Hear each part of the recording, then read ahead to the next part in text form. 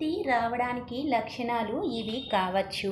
ఇచ్చిన కమిట్మెంట్స్ని ఆన్ టైంకి నెరవేర్చడం, మంచి పనులను చేయడం, నువ్వు మాట్లాడే రోజువారీ సంభాషణ కూడా ఒక భాగం కావచ్చు.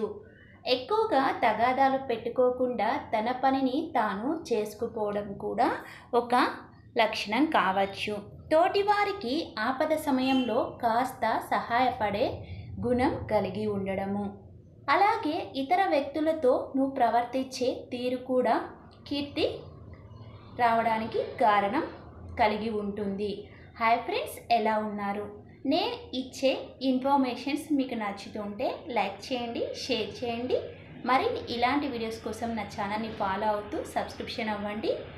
Thank you for your full support on my every video. Thank you for your full support.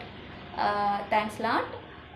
Friends, నచ్చితే కంపల్సరీగా లైక్ చేయండి. Thank you.